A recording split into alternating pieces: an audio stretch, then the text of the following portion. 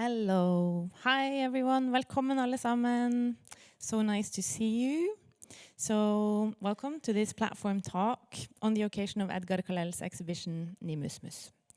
So my name is Silja Leifsdottir and I have had the great privilege of curating this exhibition together with Axel Vidar. And we are so lucky to have with us Katya García-Antón today. And we're also happy to have joined forces with Tropical Papers on the occasion of Edgar Calel's exhibition and Katya's talk. This is to celebrate Edgar Calel's work and to offer a broader platform to explore his artistic practice. But first, I do a very short little background for context. So Katya García-Antón is an art historian, curator, writer, and researcher based in Oslo. And my French and Spanish is not so good, so bear with me. She has worked in Museo, Nacional, Reina, Sofía in Madrid, ICA London, IKON Birmingham, and was also the director of Centre d'Art Contemporain in Genève. In Norway, she has held posts as director and chief curator at OCA, Office for Contemporary Art in Oslo, and of Nordnorsk Kunstmuseum. For the Venice Biennial, she curated the Spanish Pavilion in 2011, the Nordic Pavilion in 2015 with Camille Norment, and co-curated the transformation of the Nordic Pavilion into the Sámi Pavilion, among many other things. But we also made a little table downstairs in our bookshop with a few publications that Katya has edited and written and worked on, so I urge you to go down after the talk to check out our bookshop. Today, Katya will discuss the creative practice of Edgar Calel and how his perspectives on the relationships of kinship between humans, earth and all its elements challenge Western epistemologies and system of value. The talk today will focus on the new works he has made for the exhibition here at Bergen Kunsthall, which is made together with his whole family, and how they highlight the artist's engagement with the Mayan Kaqchikel cosmovision. I will leave it here for Katya to say more. Lastly, before we begin, I have some practical information. So please be aware that this is live streamed, so we have a live audience. If you don't want to be on the camera, you can sit in the sofas in the back. The talk will last for approximately 40 minutes. There are some possibilities for questions after, but because of our live audience, it's great if you can use the microphone. We'll be handing it out for questions. And then the toilets are around there to the left, if you want to sneak in there. And then lastly, I just want to thank my live team. Jonas, who's there, Sofía, who put this together. And then I will give the word to you. Thank you.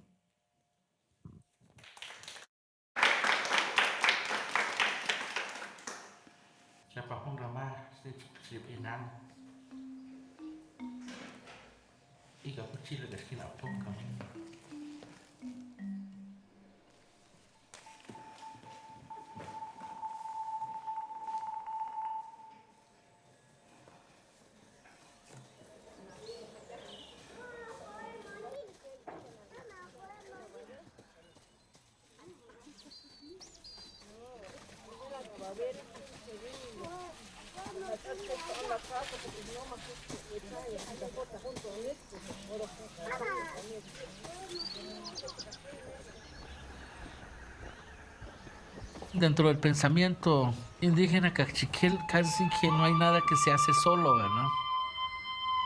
Que todas las cosas que vamos haciendo se hace de una manera colectiva. Y esa colectividad creo que es la base para descubrir cuál es tu función o cuál es tu papel dentro de la sociedad, ¿verdad?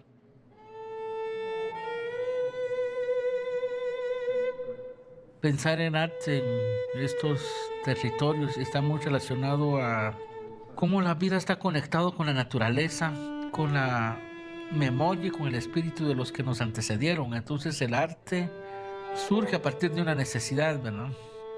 Que puede ser conmemorar la vida y por otro lado una conmemoración a todas las herencias que dejaron sembrados nuestras ancestras y nuestros ancestros para dar continuidad a la vida. Sí.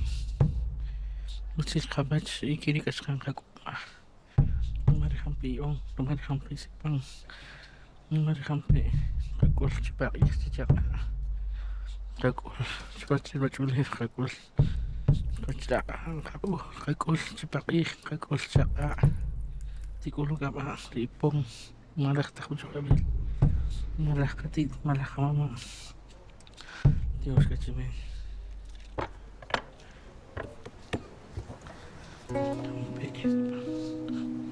Dios sabe, abuelito, Dios sabe, abuelo, Dios sabe, mam, no me dejan pisar, mam, afiyombe, Dios Kachime.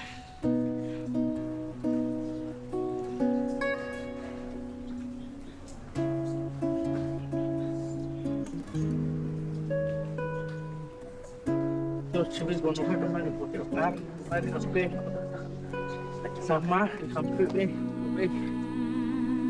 lo makasama con yo pata o makasama con yo bar muy importante entonces porque es un momento importante sí con más chibis bono ka naman con un esfuerzo para con más kachai khatit kamamari quiere que no hacemos estas ofrendas a las piedras. Les ofrendamos las frutas, el incienso, licor, tabaco, palabras.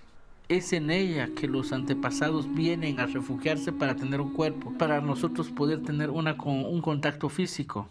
Y la idea de mostrarlo era para llevar un mensaje de decir.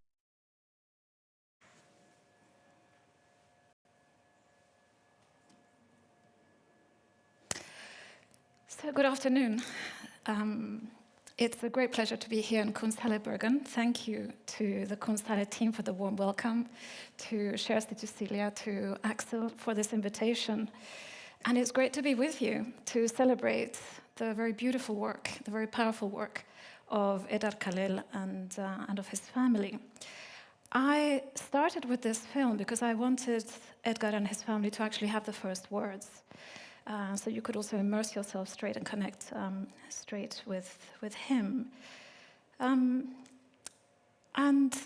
maybe the next thing is to actually introduce you to the title of this lecture. And Celia, I've changed things a little bit.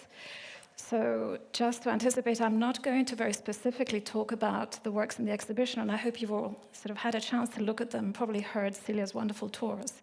But what I'm going to talk about gives a very good context and relates it to the continuity of Edgar's and his family's practice, because there's a series of sort of iterative relationships across the works that never stand as one individual thing.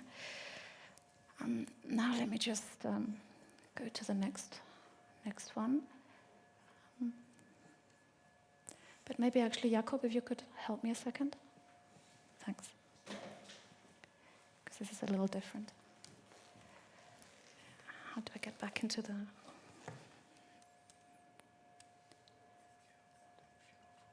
Yeah.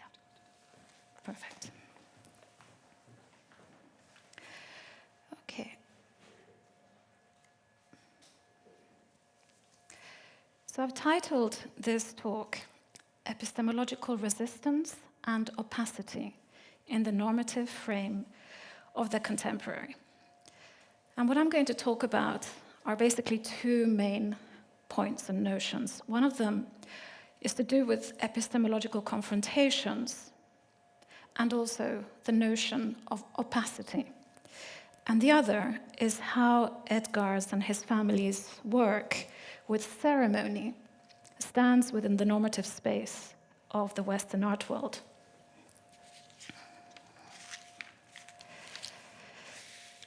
So the film, I hope, helped you to sort of connect to some of the key notions that Edgar and his family have been working with when it comes to embodying and living their world views. And these notions, I've listed them here, are memory, intersubstantiation, connectivity with ancestral spirits, the commemoration of life, and collectivity and community. And the question of collectivity and also positionality in the world is something which is very key to Edgar and his family's works, and actually that you see in this particular piece that I'm going to talk quite a bit about. So this is called BAT's Constellation of Knowledges from 2015. And to give you a bit of context, the process of planting and of harvesting corn marks the seasons of Maya activity and has a sacred quality in Mayan communities. And it's one of the fundamental sources of knowledge and of the Mayan cosmovision. In ancient Mayan iconography, a common image that you will find shows humans turning into corn and vice versa in a sort of exchangeability of form. And the Mayan word for mother corn, K'chu-Aksin, expresses this sense of renewal of life and this sense of personification of the non-human beings as a way of decentralizing the human. So the human is never at the center, but it's in constant interrelation and fluidity. And the possibility of, therefore, being among equals. Nature and individuals are amongst equals with each other. So in this photograph, Edgar is standing in the middle of a corn plantation, and he's staring directly at you. He's also wearing a jumper, which has embroidered the names in 22 Mayan languages. And on the one hand, these names speak to the knowledges of Mayan peoples embedded in those languages. And they also serve as an expression of that connectivity between language and land. But on the other hand, what we see in Edgar's work is the importance of the notion of place thought as a combined word, place thought, which actually is very beautifully described by a very interesting indigenous scholar, Anishinaabe scholar, called Vanessa Watts. And she describes it in this way. She says, based upon the premise that the land is alive and thinking, and humans and non-humans' agency comes from the extensions of the land. So what's crucial in this work is the fact that, first of all, he is standing amongst the corn as equal with the corn, expressing the relationality of his body and of the languages with the corn and with the land. Land is language, body is land, and there is no centrality of one above the other. And the second important thing is how he is directly confronting you as the viewer with his gaze. And this is important in the context of the vast history of Western ethnographic and colonial documentation of the indigenous, almost always in positions of subordination. Images also themselves creating subordination. So by turning his own gaze to the viewer, what Edgar is doing is he is asserting his personhood and also his condition as maker and as artist. This is a moment of confrontation, but it's a space of potentiality, both linguistic and visual, to overcome this tradition of Western colonial exploitation, to reject being made an object of study, and to resist being intellectually apprehended. So what happens in this moment of confrontation is that we as outsiders, as Westerners, outsiders to his epistemology, immediately have a problem. We have a problem of translation. But let's start thinking about this problem of translation. And to do this, I want to show you another image. And it's not so important what work it's from, because actually you will find this way of working across a lot of his and his family's practice. But let's start by thinking that, first of all, there actually is no word in the Mayan language for art, and this is something that is shared across indigenous communities all over the world, all over 450 million indigenous peoples in this world. So when contemporary indigenous artists, when the Kaqchikel community of artists started going to Western metropolitan art schools in the 70s, they started to look for a term in their languages that could, to some extent, converse with a Western idea of art. Edgar and his family chose the word naoj, which in Kaqchikel refers to a general sense of knowledge with wisdom, with understanding, altogether. Knowledge with wisdom, with understanding. But there were other words that other Mayan communities chose, like Xajan in the Tutsujil, which connects to sacred feelings and respect, or Ku in the Kaqchi language, which refers to something that's imbued with a sacred state of thanking and feeling.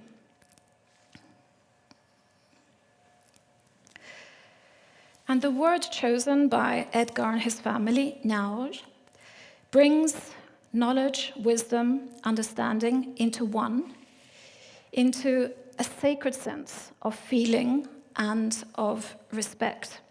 So it becomes evident in this that in Kaqchikel cultures, they locate their life as the experience of spirituality and their work as a space or a platform of engagement with that. So in this sense, Edgar and his family are operating from a spiritual space, from a spiritual place, and the makers, them as makers in the contemporary space of art, are operating as spiritual beings. And following from this thinking, one can therefore question, how do we, as outsiders to that indigenous thinking, when I say we, I mean the Western epistemological mindset, how can that reach a stage to be able to consider Mayan cosmology as a philosophy in its own right, rather than trying to mediate it, or trying to translate it, or trying to fit it into any kind of Western philosophical frame? And the problem is already right here as I'm talking, because I'm using my own frame of knowledge to offer some form of connection or interpretation with untranslatable elements of another epistemology. And the fact that I can only use my own frames of knowledge is, in a way, the same predicament that Edgar and his family have when they expose us to their epistemological frames, their knowledges in the exhibition space, making very evident the limitations of epistemological tools.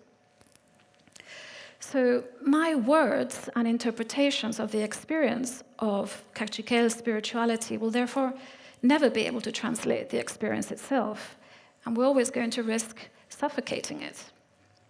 But, not to sound all doom and gloom, there can be a form of coexistence without an attempt of translation. At least, I believe this is what Edgar and his family also think is possible. And that form of coexistence is hopefully a form in which there is no attempt to fix or apprehend something, or to completely understand it, completely expose it, make it transparent to the other. So, coexisting with the untranslatable, with the uncertain, with the unknown.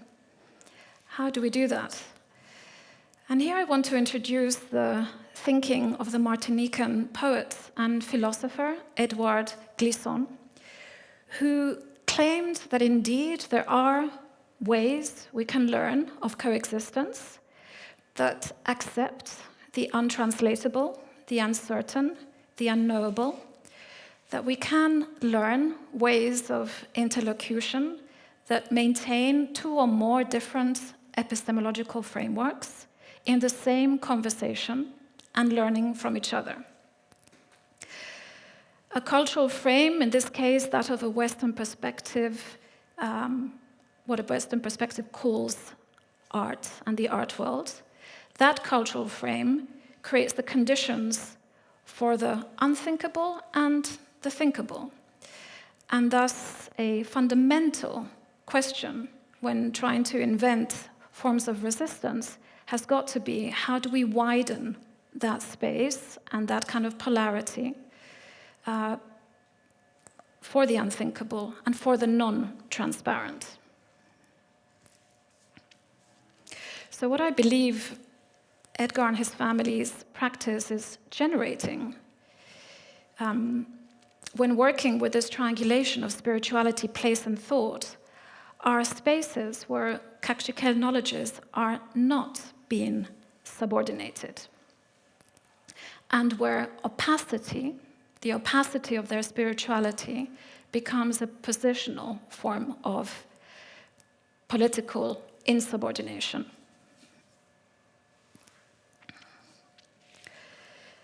So Edgar and his family are proposing, therefore, new possibilities for spaces of new hybridity, of mutual inspirations, and in so doing, they're actually being very welcoming and taking a very generous stance. And what's interesting in this very generous act that we experience usually in Edgar and his family's work is actually taking place within that opacity, within that thing that we can't fully understand. And from a Western perspective, when we can't fully understand it, or we're not allowed to fully enter it, we perceive it as being unwelcoming. But I think what Edgar and his family are proposing is that there is a degree of hospitality connected to their call for epistemological justice. Which is why I wanted here to bring the thinking of Glissant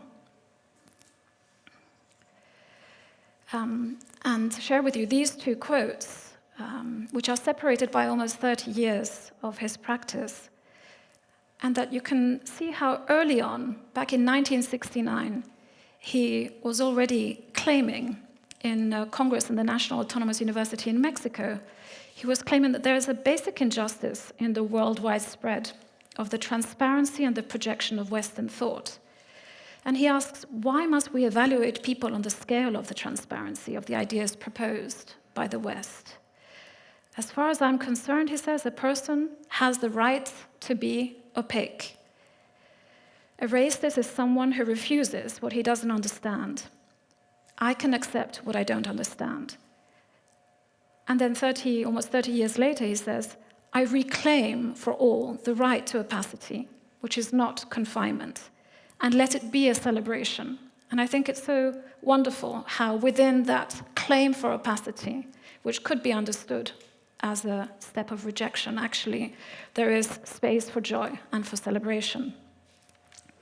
So in his writing, which is in French, Glissant analyzes the link between knowledge and possession and control, and looks at the etymology in French, which is, when you say to understand in French, you say comprendre, which derives from the word prendre, which actually means to seize. To prendre is to seize. So to understand involves the seizing.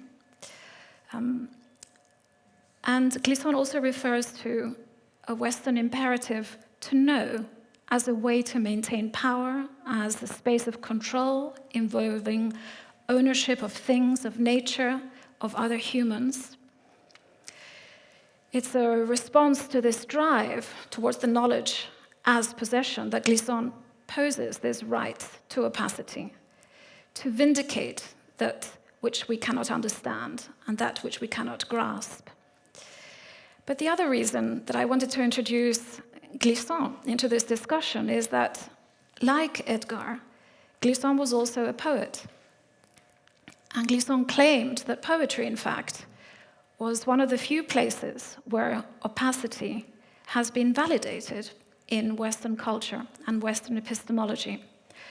So I thought it would be very interesting to read some of Edgar's poetry and the connections that we find in that poetry with Glissant's considerations about opacity.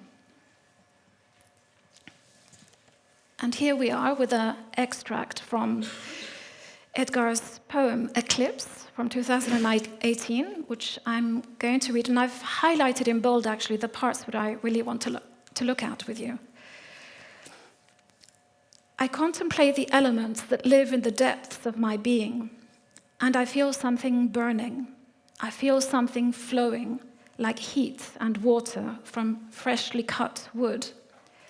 The brightness and sharpness of the obsidian, and think of the obsidian as being this volcanic black rock, very important in Mayan culture. The brightness and the sharpness of the obsidian opens the times, and I lose myself in all the portals that open through dreams. The opacity of the charcoal protects me, covers me and envelops me in its magic. And this time I stand before you, neither flesh or bone. This time I'm before you as idea and thought. So see how he positions the obsidian rock blackness, its darkness, actually as a space of opening. But also, if I can now move away from this discussion around opacity, I want to take us into another discussion, which I think I mentioned earlier, about intersubstantiation. And I think the end of this poem gives us a chance to think about that. This time I stand before you neither as flesh or bone. This time I am before you as idea and thought. What he's speaking strongly here is about another concept which is also shared widely across global indigenous nations, and it's the idea of intersubstantiation. And this is very beautifully explained or made a little clearer to us by the scholar Eileen Moreton Robinson, who is a Goinpul woman of the Quandamuka people, an Aboriginal in Australia. She talks about this concept as the co-constitution of humans, ancestral beings, and land. And this is what she says. Our sovereignty is embodied. It is ontological, our being, and epistemological, our way of knowing. And it is grounded within complex relations derived from the intersubstantiation of ancestral beings, humans, and land. In this sense, our sovereignty is carried by the body and differs from Western constructions of sovereignty, which are predicated on the social contract model, the idea of a universal supreme authority, territorial integrity, and individual rights. And I wanted to talk about this concept, think about intersubstantiation, because it allows me to bring in something else, which is how I'm going to end this discussion, which is the notion and the process of ceremony. As the practice of honoring these interconnections, these dependencies, and these responsibilities with land, with nature, with water, with flora, with fauna, with other than human entities, is what is implicit in intersubstantiation. So maybe we can consider Edgar and his family's work with ceremony as a form of declaration, a lived-in and an investigative space of indigenous sovereignty. And here, to add a little further clarity, I want to bring in the thinking of the Cree scholar Sean Wilson, who back in 2008 published a brilliant book called Research is Ceremony: Indigenous Research Methods.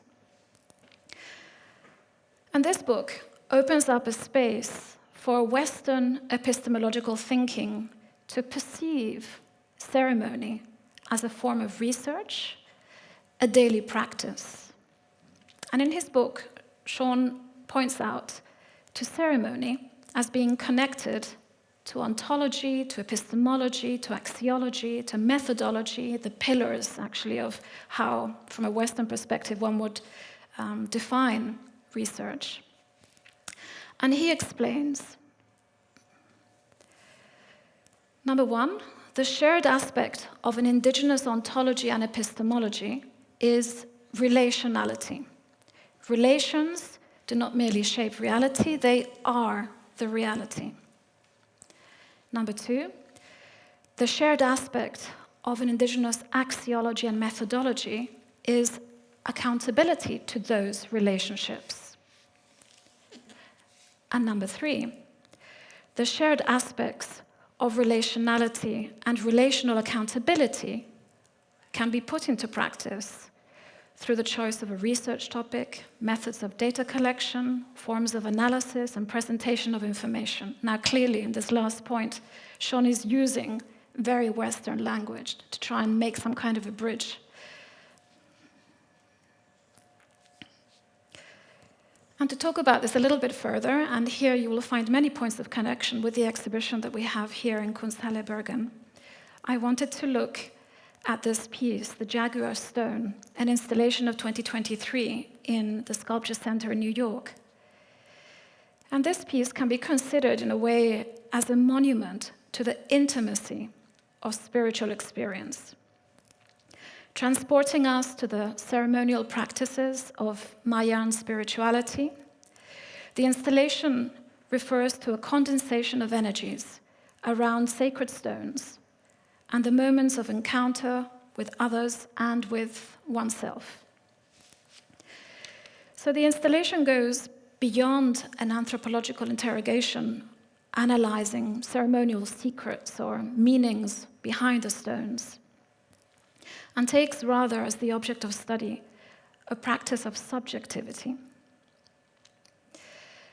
So to quote a Peruvian scholar who's spoken very well about this set of dynamics, Marisol de la Cadena, who actually I read in a really interesting article by Maria Íñigo Clavo. This is what she says. I don't know what they are. I understand what they are in translation. And what they are is something that the people who know them in a way that is not my way of knowing can respond to. They are conditions of being that modern epistemology does not uphold because they exceed it. So this is what I think not just the Jaguar Stone, but the exhibition here, and in fact the whole of Edgar and his family's practice is doing. It's involving us and welcoming us, being hospitable to us, but in a space where actually our ability to connect is completely exceeded. And the Jaguar Stone, this installation, doesn't intend to decode a particular religious practice, rather it's alluding to it. And to describe that, I want to go back to the other scholar I just mentioned, Maria Íñigo Clavo, and I want to quote her.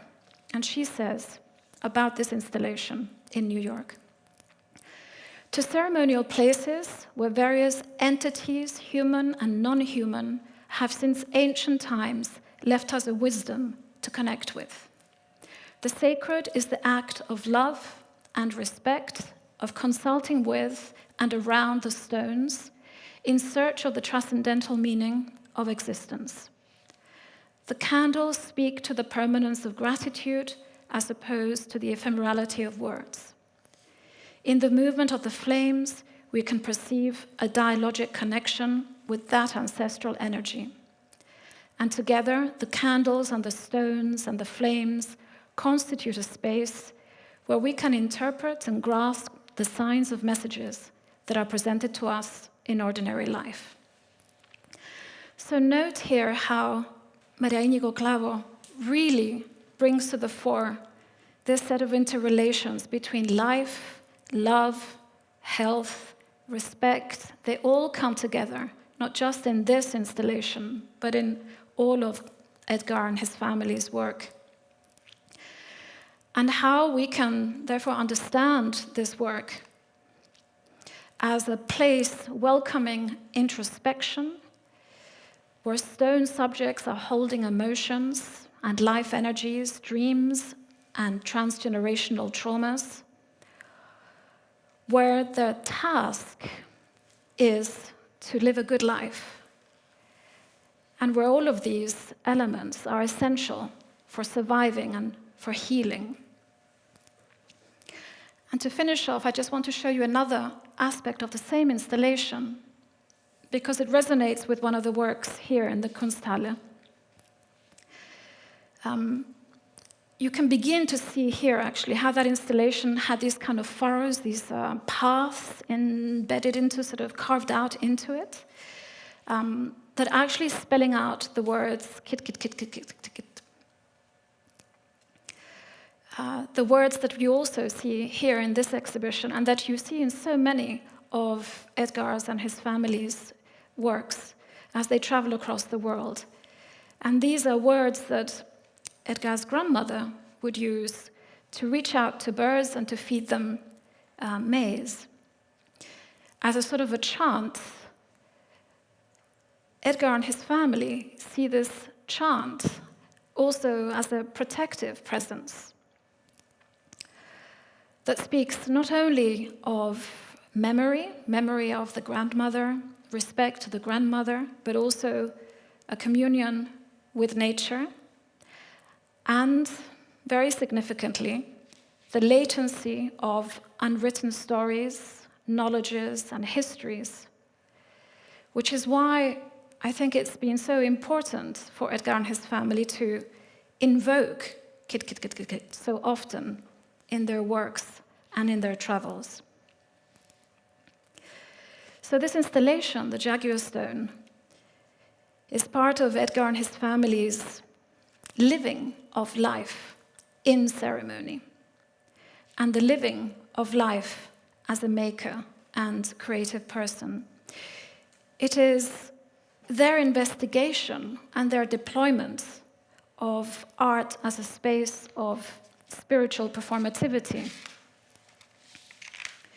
With this approach, Edgar and his family, in whatever they do, are honoring the Kaqchikel people and land by creating a suspended time for representation out of the richness of spiritual, ceremonial, and everyday life.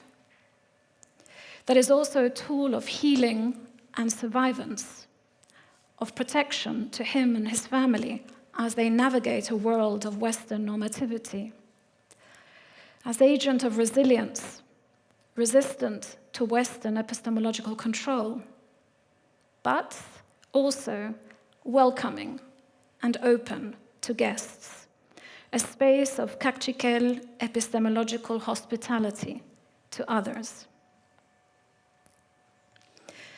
And to finish off, going back to Edgar's poetry, I wanted to leave you with an excerpt of his poem Obsidian Dream, which reads like this.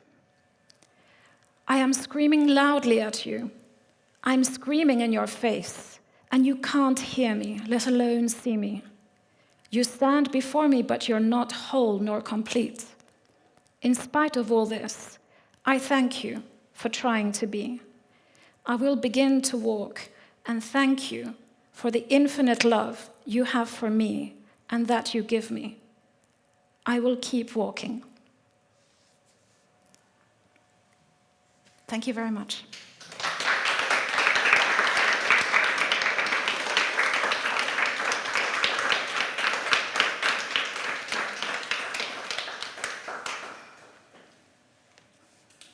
Thank you very much, Katya, for this really inspiring talk. And I especially appreciate the generosity of introducing us to so many other thinkers and wise thoughts and quotes, and for going into depth to the poetry of Edgar and showing us some of this, and the depth of the language and the lack of language and the translation. That was really great. I want to open up the floor a bit to see if there are some comments, reflections, or thoughts from the audience.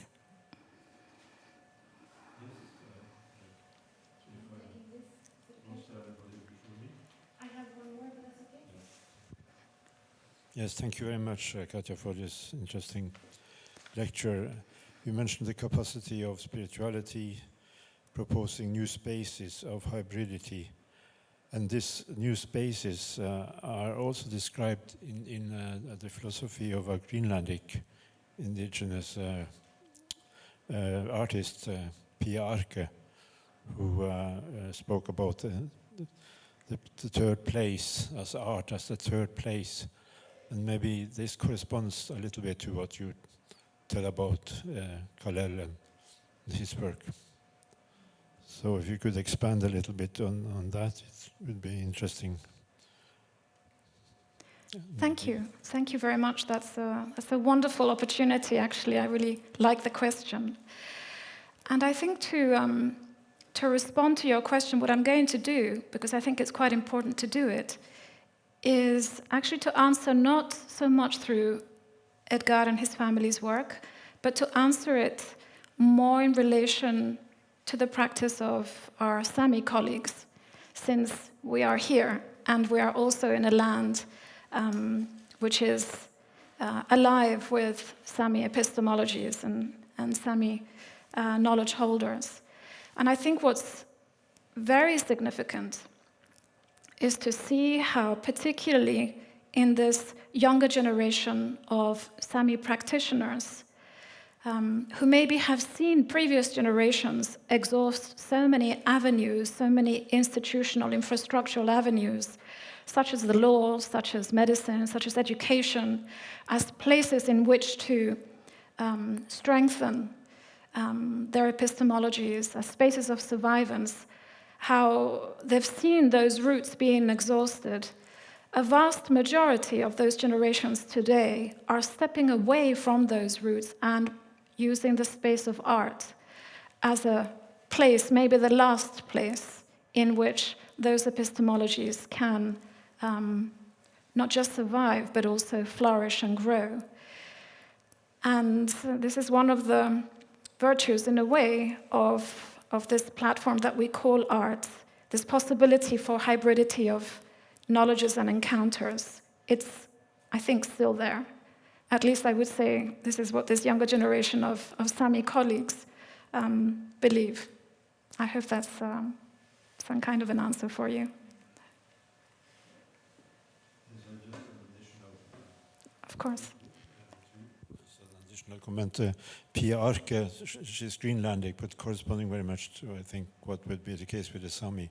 So that's fine. Pia Arke calls her essay on this as ethno-aesthetics, the concept of ethno-aesthetics. Ethno-aesthetics. So what would you think about such a concept of ethno-aesthetics in this context? Well, it's one way of approaching it. I have to say I'm not so much warming to bringing the notion of the ethnographic by calling it ethno-aesthetics, but I would have to read the paper to really get to the bottom of what it is that she's talking about.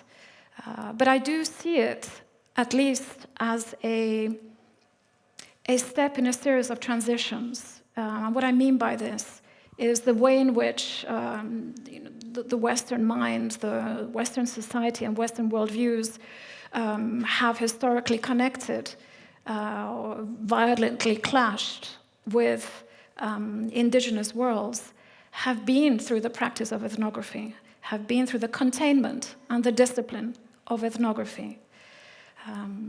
Perhaps one of the things that we're closer to today is having a strong understanding of why that was violent and being able to critique that and move into a different space. And if that's the space of aesthetics, then I think we would have to also reconsider how we understand aesthetics in a Western field, because that also has a lot of its limitations. So I will read the paper now that you've brought it up, and hope to be able to next time give you an even better reply.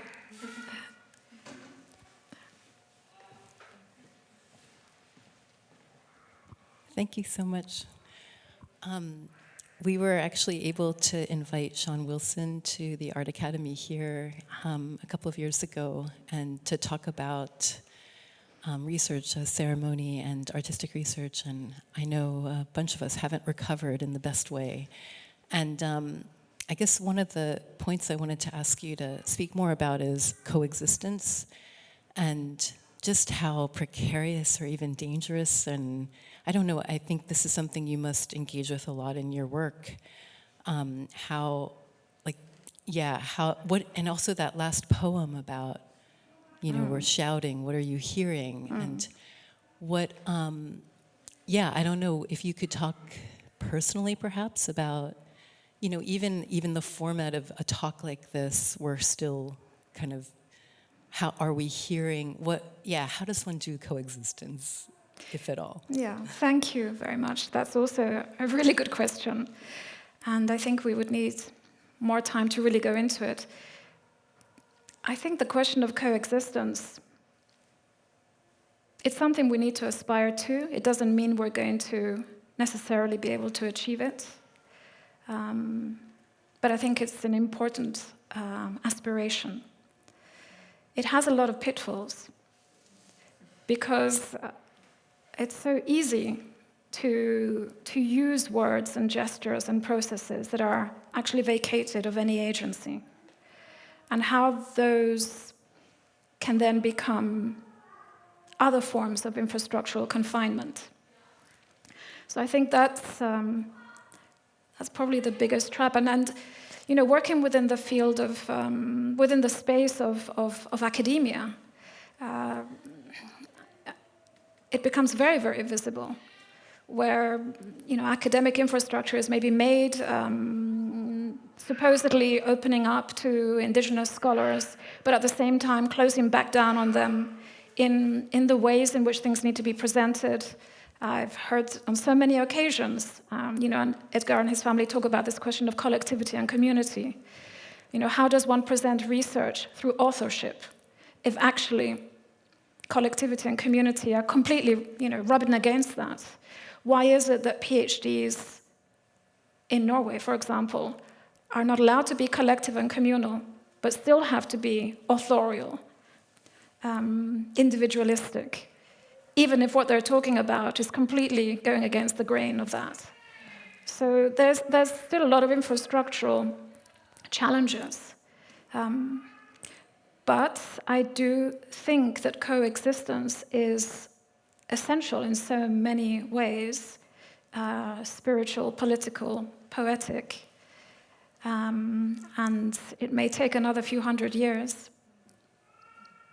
I think life is full of cycles, and actually, if we are to look at the vast duration of life on this planet, maybe modernity is but a blip in time. So I like to think of it from that perspective.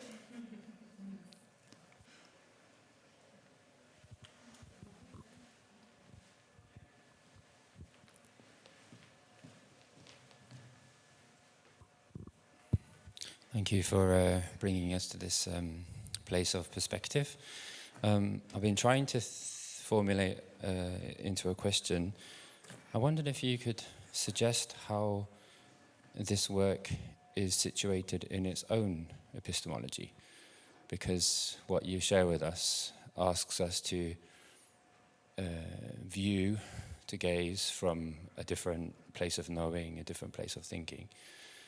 But we're presented with a body of work which implies alternative ways of thinking, and just simply, for example, how a choice is being made to present a natural rock form and a candle, and how it is perhaps separated from its own site of thinking, of making, of being. I don't know if I'm making myself clear, but we're asked today, we're looking to understand it from two sides, if you like. But how does it stand in its own landscape? How is it separated from its site of making? Yeah, thanks also for that question. I think it's very important in terms of visitors to the exhibition. How do they position themselves?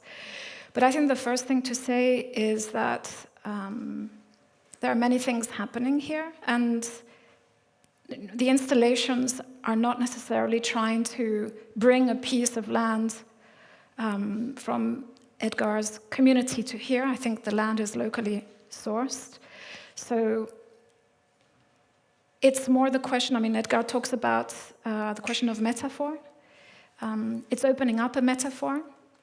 That's why earlier I was talking about hospitality. I think it's more an invitation to open a certain sensibility up towards this possibility of other epistemologies.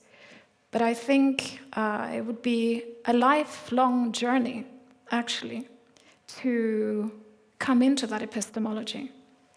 And it would need a whole set of relations of trust to even be able to come into that epistemology, to be welcomed into that epistemology.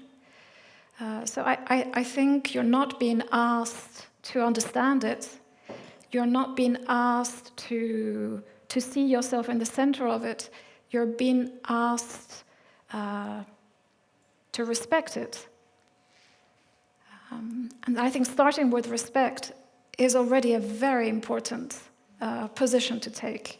There are going to be a lot of things that Edgar and his family have done in the leading up to this exhibition and to all his other exhibitions, in the making of it and how it sustains itself over time, that nobody but them will have any access to.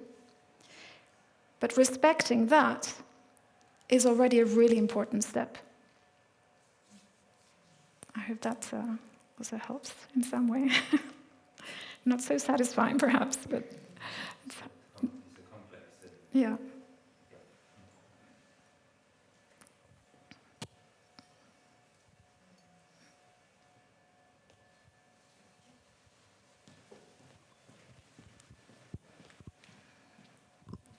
Yes, thank you so much, Katya. That was really, really wonderful to hear your talk. And I'm not so sure I formulated the question either, but I think maybe it's also a follow-up to what has already been said about this idea of relationality as not shaping sort of reality, but being the reality. And I think that's also something we see by looking at the works here, how they start to create realities for the visitors, for how moving in the space, for the environment in the building as a whole, but also for how we deal with, as been mentioned, also how Edgar's works and his family's works are not considered, objects. They can act as objects, but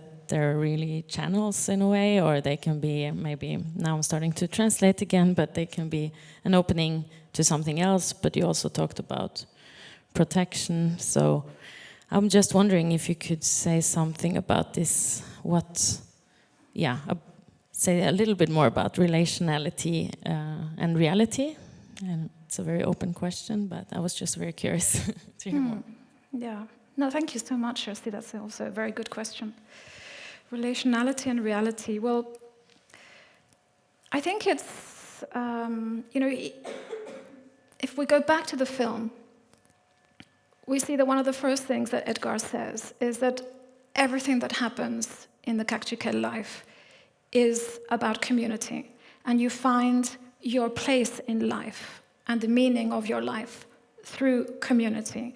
So actually identity is premised upon those relational dynamics. There is no identity unless it comes from those relational dynamics. And that can be very different to what's traditionally being considered as a Western form of identity, even though I hesitate to even say that because, of course, there's so much complexity within that, and there's plenty of resistance and insurgency against that within a Western perspective too. But for the sake of the flow of the conversation, I think that's one of the ways in which I would answer. The reality is structured and made through community, through collectivity, through relationality. There can be no other reality but that for Kaqchikel community. But at the same time, I'm thinking actually at what Celia was explaining to me about how this exhibition has drawn upon the team to connect with it, to keep it alive, to bring something of themselves into it. How every day the candles are lit. Now, it doesn't necessarily mean that they are lit in the same way that Edgar and his family would have lit them, or that the words expressed or the thoughts expressed by those in the team that are lighting them are in any way connected to Kaqchikel spirituality or epistemologies. But what it's doing is it's generating a series of relationalities with the work and amongst each other. As people sit in the kitchen and say, oh, I have to go down and do this now. I think I'm going to think about my grandmother. So I think that's maybe when we come back to your question about coexistence. Then there is the beginnings of some kind of coexistence that brings out things in us that maybe can make sense to each other.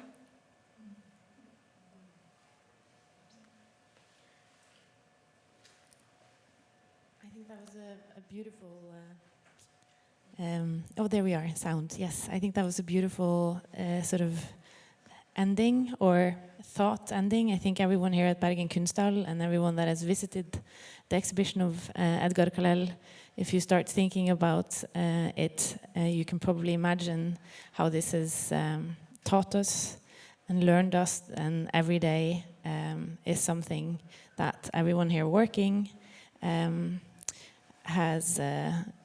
will never forget, basically, in very short terms. And I think that's a beautiful way of thinking of it, changing the flowers every week, lighting the candles, and you choose if you want to be angry at Donald Trump one day and talk about that with the pots in Gallery 1, or if you want to talk to your ancestors and all of these things. And it's really changed a lot of the ways of thinking of how to take care of an exhibition. So yeah, I think that's, unless there's more thoughts, I just want to really say thank you for everyone for showing up today, and especially for this very generous research and talk from you, Katya. Thank you so much. Thank you. Thank you, everybody.